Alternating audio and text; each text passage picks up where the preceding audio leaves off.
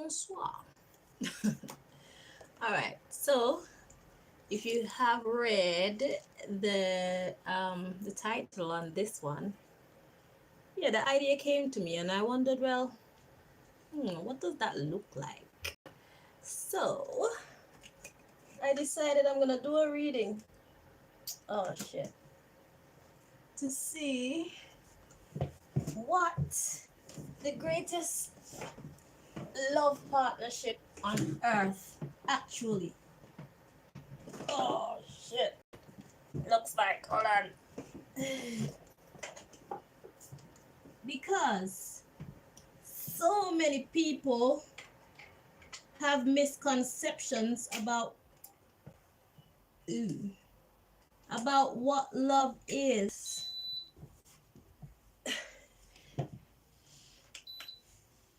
Hang on. Interesting. Oh. Yes, so many people have misconceptions about what love actually is and what love is supposed to look like and stuff like that. And it's just like, why don't I just take a look? Okay, you know they say love hurts. I believe that's a lie. And they say love is blind. That's a lie too. What else they say? Oh, I can't think of what they say right now, but the truth of the matter is love actually heals, you see. So if hate destroys, then it's like we need a counteraction. So love is everything that hate isn't. Eh? What do you think about that? Love is everything that hate is not.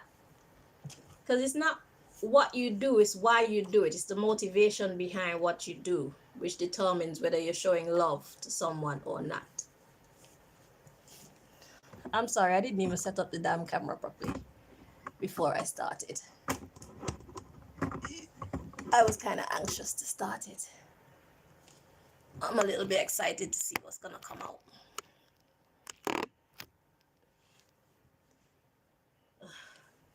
I'm sorry guys, just wait.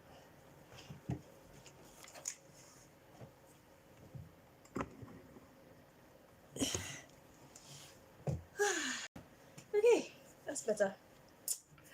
So we're gonna take a look at the two people. Yes, I said two because I believe in monogamy, so I'm representing for the monogamy peeps, okay? Not polygamy. If you want to know about a great polygamous relationship, you need to go look into that yourself. I'm a one woman, one supporter, right? So yeah, because you see, in life, it's like we get into all these relationships. Now, each time we get into a relationship, it's actually a class. Well, that's how I see it anyway, because it's like, you know, in America where they have those classes where they give you a baby to look after and stuff like that. Well, in real life, when you get with a man or you get with a woman, it's a class for you to learn how to problem solve, learn how to communicate, study yourself to see how you even think about certain things, because a lot of the time, you know, it's like I've never given thought to that. So having someone in your life, it opens you up to expansion, you know, expansion of your personality, your perception, things like that. That's what a relationship is meant to do. It's meant to help you to grow.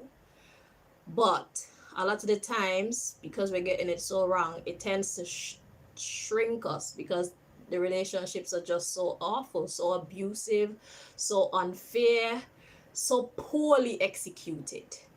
Okay, it tends to make us shut down. That's why I put up that picture. I am not heartless. I just choose to use my heart less, because it's always getting broken and that shit hurts. Okay. So representing for all those people who can relate to that. Now, what I find happening in society as well is, it's like you get two people together, somebody always gotta fuck it up. If it's not you fucking it up, it's the other person messing it up. What I find too is that The male, they're not very good at expressing themselves when it comes to love. When it comes to like seriously loving their woman. They're not very good at it. Well, not that they're not good at it. They don't want to be good at it because it's not cool to be good at it. You see? And then the women, they'd be the one giving the love, and then because the man's not giving back that level of love that they know they deserve, after a while they stop putting in the effort. Now, what I find with a lot of women now is a lot of women aren't really looking for a serious commitment. They are either turning to lesbianism, or they are deciding, okay, it's just all about my body, it's just all about sex. I'm not gonna put my heart in it. So it's like, if we can't beat them, let's join them. And what that is creating is just a madness, because love is so beautiful. Love is supportive. It's all fine to do that when you're young, right? And when you're fit. Not even when you're young, when you're fit, when you're well. It's okay to be like that when you're well. But what happens if you get sick at say 30, 40 years old, 50 years old? What happens if you get ill? What will become of you? You see, your younger years to me is a time when you're supposed to set a foundation.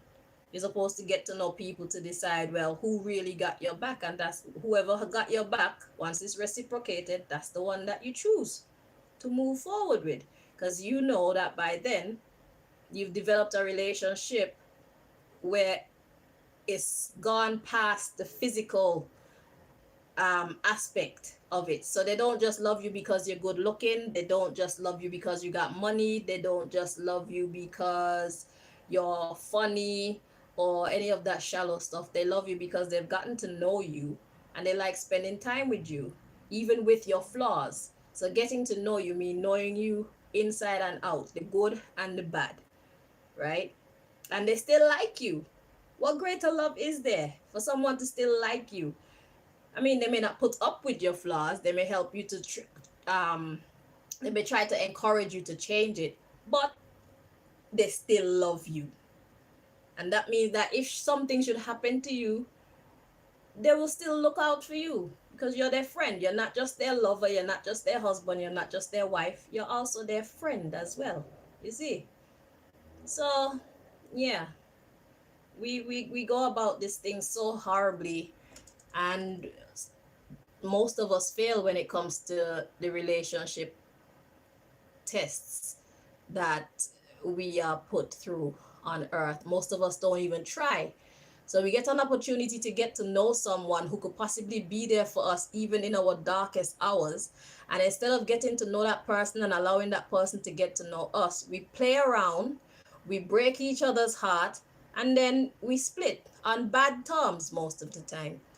So even when you get older, there's so much muddy water and sewage under the bridge that it's like you have to go sift through all that shit if you want to get back together. We're not planting good seeds, so we will not reap good fruit.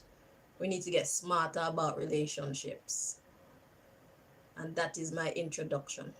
So having said that, I want to take a peek at what the current greatest love partnership on earth actually looks like. I want to know, like, what challenge life has put before them. Should I do their current challenge or their last challenge? I think I want to do their last challenge to see how they actually handled it. So let's look at their last challenge that life posed to them, and I want to know how they handled it as a couple, you know, because that's what you are. You're a partnership, you're a couple. You're meant to be together. You're a team. That's the word. You're a team.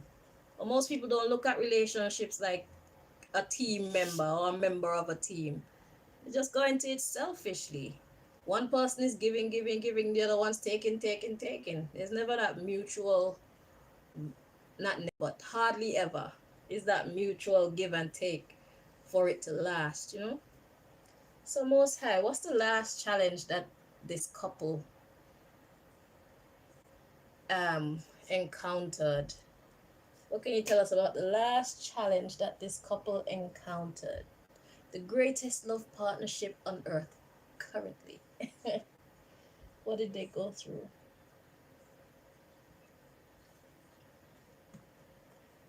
All right. Oh, clear messages, please, Most High, so that we can all understand and learn from it.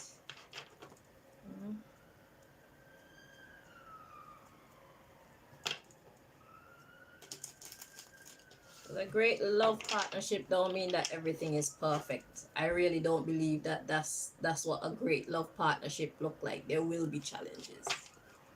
It's how you handle these things. It's how you work as a team.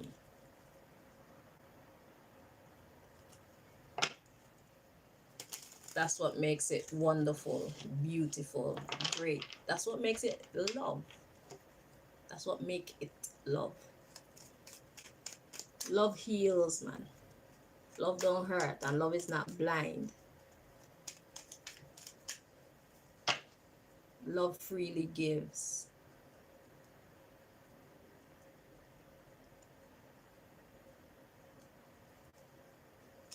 Or love is freely given. And someone is not wrong for stop giving their love when they realize that they're not getting any love back. There are people like that, but I'm not one of them. I don't know what kind of person would do that. What will become? No, man, life is about balance. 2 more times. Shit, you're loving someone, they're not loving you back. Why are you wasting your time? It only works when both people are in it. And not to outshine each other, but to win together. Whether you have children or not. All right, let's see what's this couple's last challenge, and then we look into how they handled it.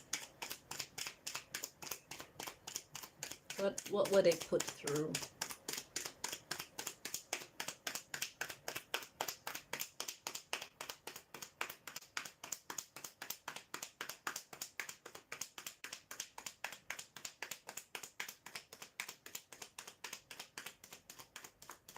Please open our minds and our hearts so we can see clearly and learn from, yeah, the greatest.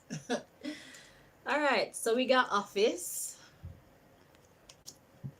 patient, psychic warfare, voices in your head or emotions that aren't yours present within. We got money, telepathic communication,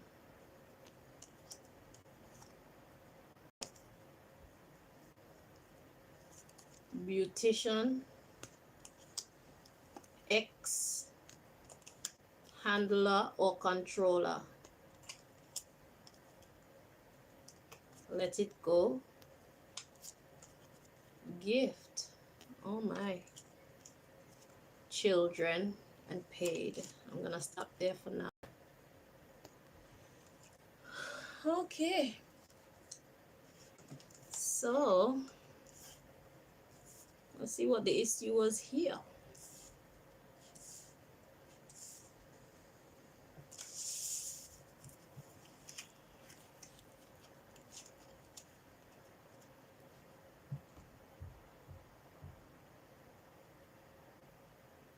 So it's like one person had to tolerate or be patient with some psychic warfare, like emotional trauma, psychic warfare, like somebody was messing with them actually. because it says voices in your head, emotions that aren't yours present within. So it was like magic. Someone was projecting. So they had to be patient with someone projecting on them. Then we got money, telepathic communication, beautician, X.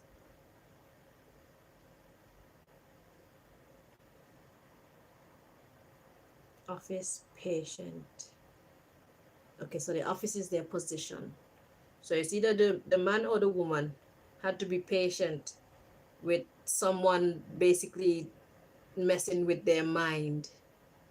Okay. Then we got the money coming in. What's this money? So I got that part. So what I'm getting is like one of them ones where, like it says, you're hearing voices in your head. So it's like they were using some kind of magic on one of them, either the husband or the wife.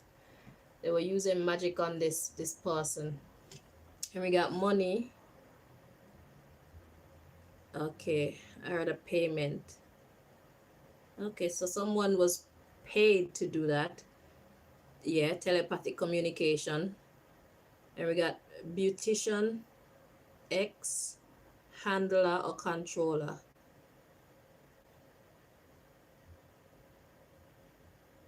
Telepathic communication, beautician. I could feel like this is the wife. Let me continue. X, handler or controller. So they were preying on the wife. The X was preying on the wife. Let me see. And then we have let it go, gift children. So it's like this woman has children with someone, and mind you, this person already left and gone about their business so that this woman can get on with her life. But then money comes in. So it's like somebody pays the wife, somebody pays the wife's ex to create upheaval in their life. You see that? So even when you are not giving problems in your relationship and your partner's not giving problems in the relationship, there's always a force out there trying to break you up. That's the first lesson I've learned here so far. Because this ex already went about their business. They have a child together, right? But then someone came in and paid this ex to cause this wife I don't even know what the word is that I'm looking for it. Yeah, so let it go. They already have children. It's done. See, then we got return to sender and completion. So it's already done. And then the banker comes in. So whoever is paying them comes in with their sexually transmitted diseases, you see, to store up trouble in their life with this underdog. The underdog would be the either the wife or the husband. I feel it's the wife. Sexting. So this ex just pops up because somebody actually paid this ex to come in and fucking create upheaval in their relationship. You see that shit? It was done. They had children together. Everybody left. Everybody went on their own way. But somebody just wasn't happy with these people's happiness. You see that shit? So, that's a lesson to all of us that even when we do get that special someone, even when things are going great, you have to watch out. There's always some kind of energy somewhere cooking up, scheming up, working tricks to get you and your loved one to break apart. Because do you know how powerful love is when it's reciprocated? I don't think most people know how. I know how. I have a good idea. I've been loved before. I've been loved more than once. Why? Because I give love. So I have more than one person that love me, but you know, there's always that energy that's coming in to break up a good thing. Always. But to have reciprocated love is a very, very, very powerful and rare thing. And the only way to know how powerful it can be and what it can do is to actually be in it. If you've never been in it, then you don't know how it can make you feel. You don't know how it can make you flourish. You don't know what it can help you to achieve. But it's wonderful. Sex with somebody that love you and you love them, there's no other sex that can compare to it. In my studies, I found like there's 3 different types of sex that I am aware of. You got fucking, you got actually sex or making love, and then you have that tantric sex. The tantric sex is the one that's hardest to accomplish. That is for special people. That's for people who know about love. That's for people who value love. That's for people who deserve love. That's the greatest love making that you can ever possibly do. It's powerful. You don't even have to touch each other. That's how powerful it is. So fucking is the one where you're having sex with someone, but there's no emotion in it. It's mostly about the animal in you. It's mostly about being carnal and lustful. That's fucking. That's the one you probably won't even get like a kiss or nothing like that. It's just a matter of having an orgasm. Maybe sometimes just the man having the orgasm, the woman left feeling incomplete.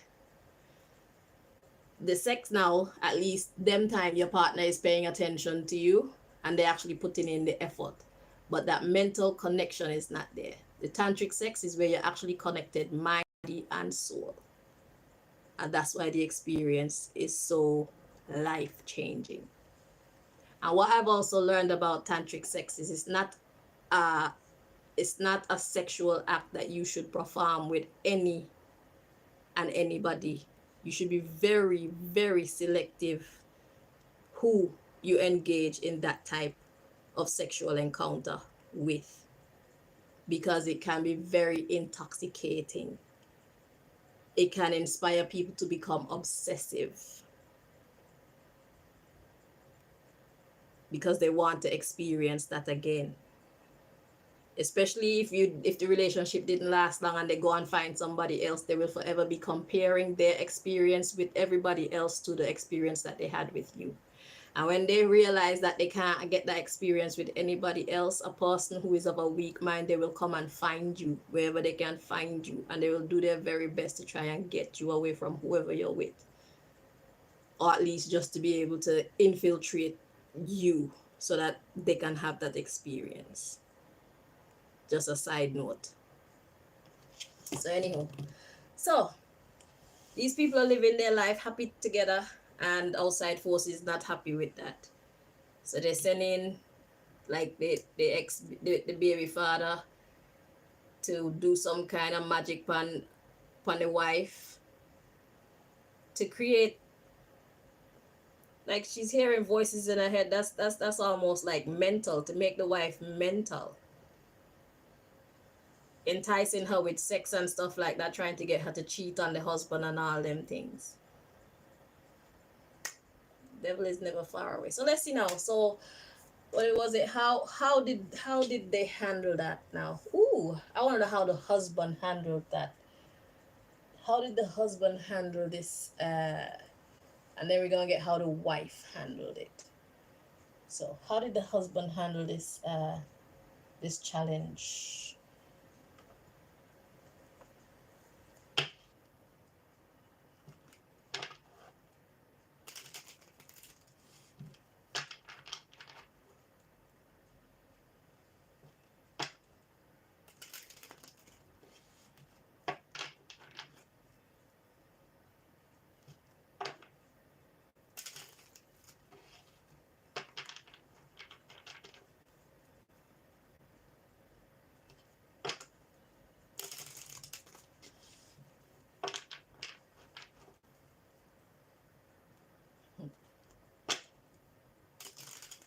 It's like I'm hearing you people ask, who was the culprit here? I'm gonna write that down. Hopefully I'll get an answer from the Most High. The Most High will be so kind as to oblige us with that answer. Who was the culprit? Or what can we know about the culprit? Good question.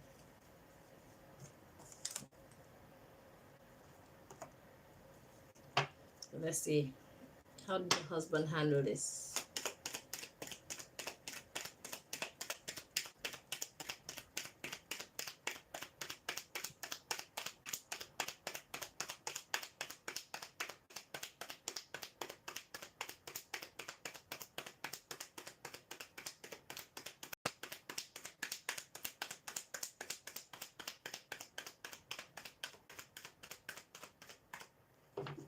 Okay. So the husband was snooping. He was like, I need to look into this. And we got repaid studying this banker person. Ooh.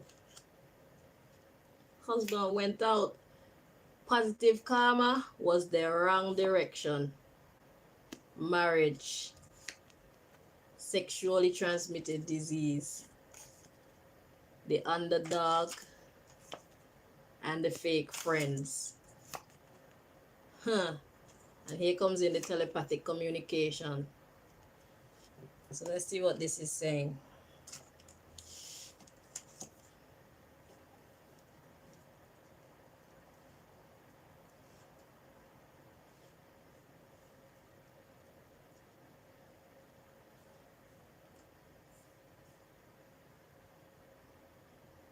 So the snooping, he obviously looked into the situation. And he repaid the favor by he studied this banker. So he went straight to the culprit.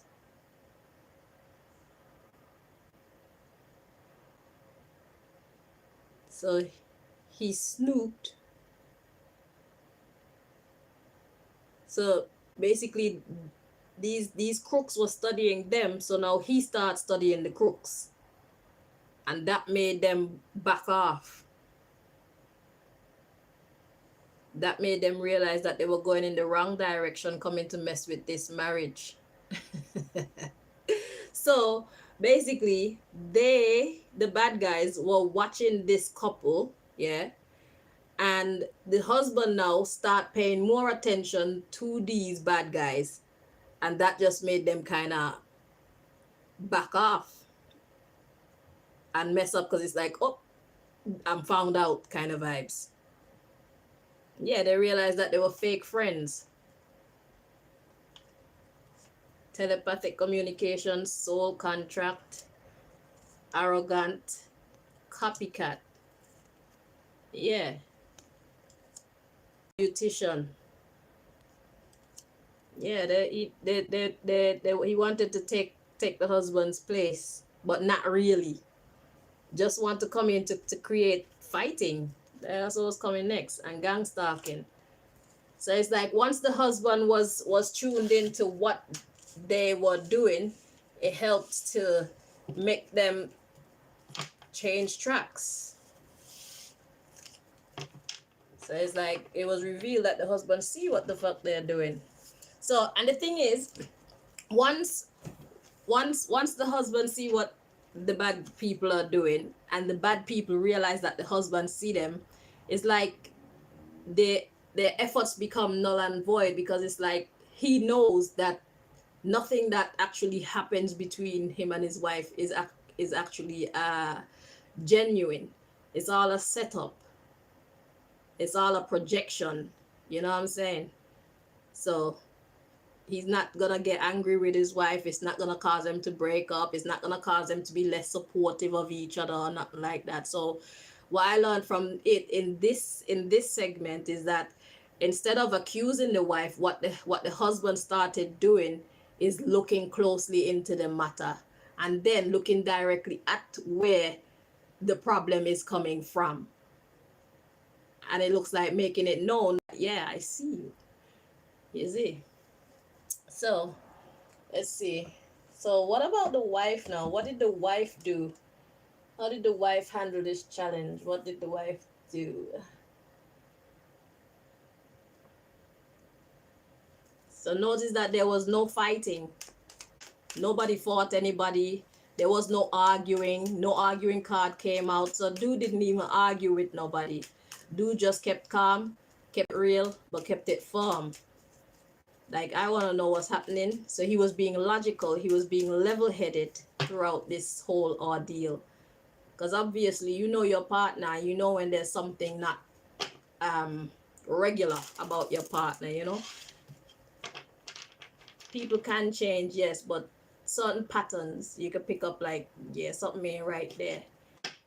And instead of jumping to conclusions and accusing your partner, yes, silently start studying, snooping and studying. What a guan. You know.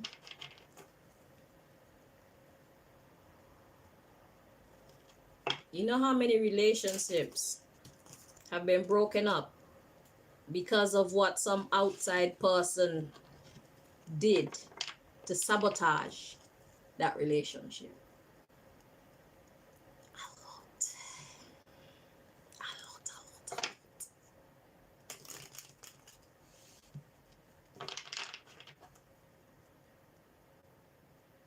You're accusing your partner of something and they're accusing you of something, or because you're accusing them of something that they didn't actually do, they get offended that you would even think that they are guilty of whatever you're accusing them of, and then that just turn them away from you. It makes them not want to deal with you, because it's like, if that's what you really think of me, then why am I even wasting my time here? You know, it's crazy. It is crazy. So far it's down to our behavior. It's how we handle these challenges. One more time.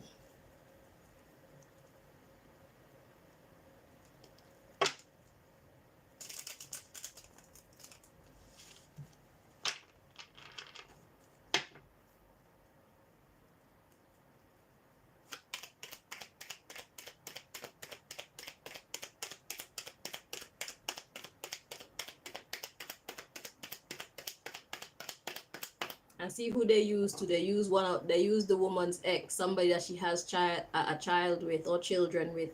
Why? Because there's already that emotional attachment, you know, so it would be more of a believable story. That's very devious. These are the kind of challenges that you're gonna come up against when you actually start getting relationships right. So don't ever think that the battle is done. There'll always be something to keep you on your toes.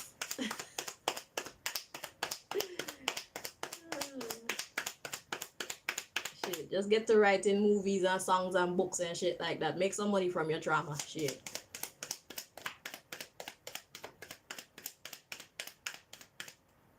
Ooh, shit. Interesting.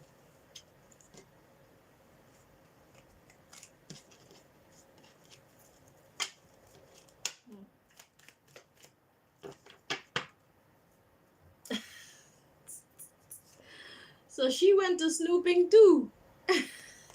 So they both was snooping together. There we have gift, child or children repaid, physical harm, texting, abortion, rage.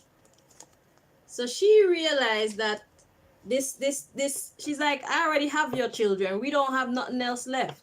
The children are a gift. I love my children. Thank you very much for the children. But my journey with you is done. Then she realized the harm. So she started looking into this situation, because it was obviously causing mental anguish to her and to her husband, you see, because he was sexting her, he was contacting her and putting himself in the picture, and only God knows how this one was posing up as if he and the wife is still, or him and his baby mother is still an item, you know. And then after she realized the harm that it's doing, she stopped texting. It's a texting, abortion, rage, and she got angry at this malicious intention of the copycat. You know, the competition. Want to give her good man competition. You're mad. You got incarnation, reincarnation, studio. So he was trying to bring about something that was already here. Studio. A studio is a place where it's like you create in a studio. Studio is a place of creation. Negative karma, emotional agitation. So that's what dude wanted to do, cause just emotional agitation. And she realized that, and she just cut off communication. So whether it's the child father or not, to be quite frank, if you're gonna be coming into our life and this is how you're gonna be moving, then you don't need to be so close to this family, period. I can't stop you from seeing your children, but you're not gonna be seeing them around here. And you better not pull no stunts too. So you see how this story can just continue and continue and continue. I'm telling you, you got movies for days. You got books for days. You got songs for days. You got skits for days. You got radio programs for days. Shit. You got magazines for days. Yeah. So you see, do you see what life is like? And this is the greatest. I'm tapping into the energy of the greatest love relationship on earth right now. I'm tapping into the two people who have gotten this relationship thing most right. And look at the shit that they have to go through. But they did it together. They're on the same mental track. They're on the same page mentally. So he started snooping and she started snooping, because it's like she's looking at this ex-man, this baby father, like, what are you really trying to do? And her husband is looking at the same ex-man like, what you really a try, brother? So, and they handle it. Notice that you didn't see anything about no fighting. That's what they were trying to cause, but it didn't happen. And how this couple actually went about solving the problem, it didn't have no fighting in there. There was no arguing. Then she just cut him off. They start checking into the matter, see what go on. Cut that off. She bought the texting. Don't text me no more. Don't talk to me no more. You see? Very mature, like, you know, alpha female, alpha male kind of vibe. You see, there's no need for the warring and all that madness. Just nice and easy, just like that. Boom, bam. Yeah, straight. I like it. It's maturity, you know. So I hope that you enjoyed this one. Thank you so much for joining me. Until next time. Bye-bye.